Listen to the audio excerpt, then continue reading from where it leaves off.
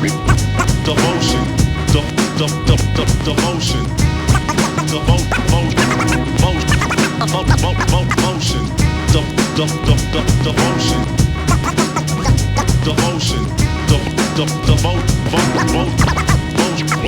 devotion.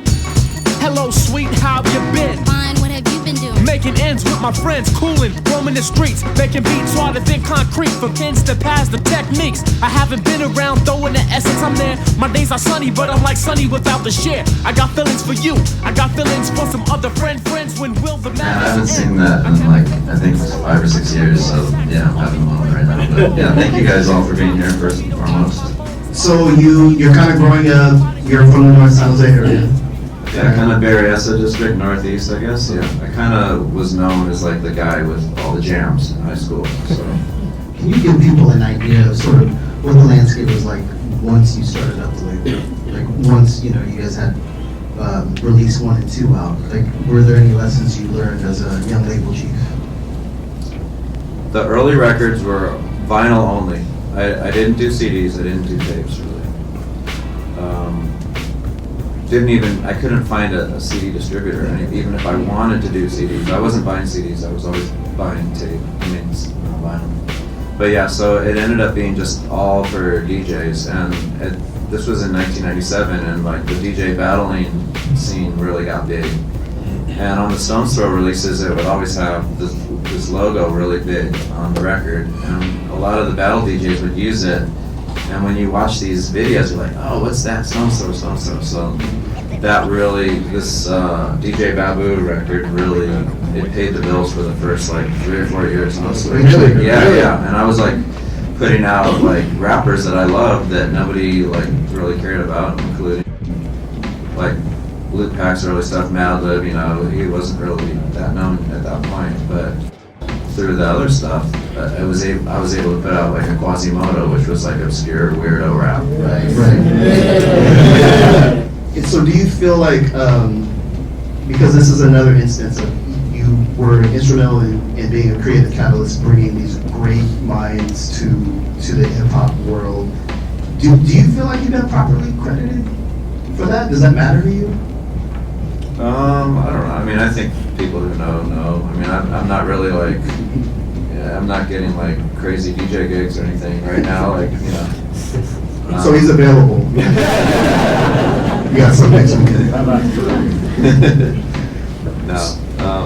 Yeah. I mean, I'm actually I'm happy because I can go to the grocery store and no one knows who I am. You know, it's just like I can go to a record store and people recognize me, so it's cool.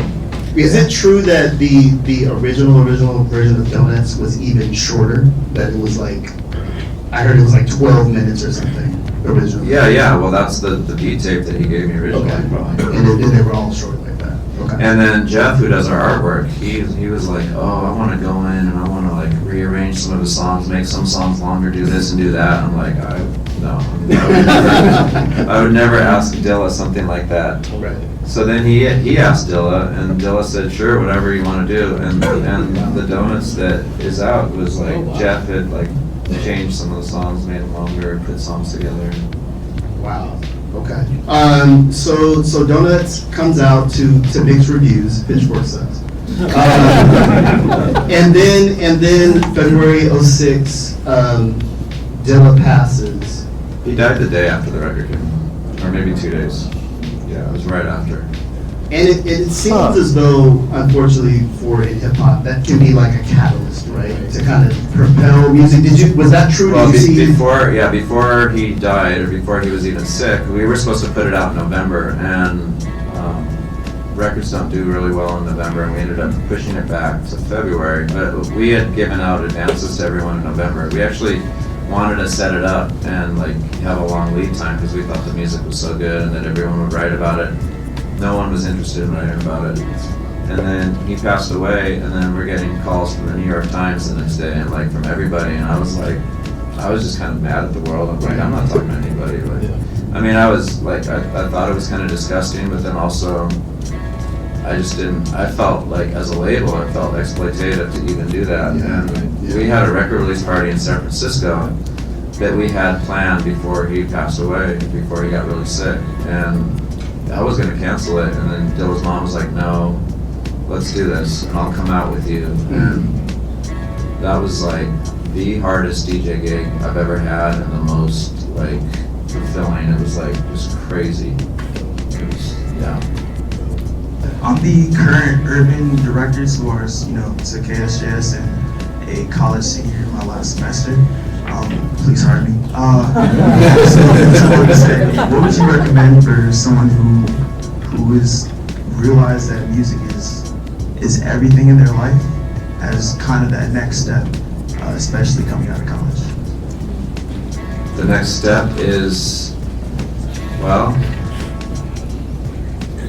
I mean, just keep doing it and like don't listen to people who say no. Like both of my parents, I'm not gonna say they said no. Well, my dad was really like, why are you in the music industry, or why are you trying to do music? Like, there's only one MC Hammer, and there's only one Michael Jackson. This was like, you know, years ago, and those two artists were on top. And yeah, I explained to him that I like both of those artists, but I'm not trying to be that. You know, there's like room for everybody, and you just have to like hear no all the time and be okay with it. Just keep, you know, trudging along with it. I mean, you know, some of my happiest times just watching that. Like right now, just like driving in my Ford Escort and like eating top ramen and stuff, and like those were good times.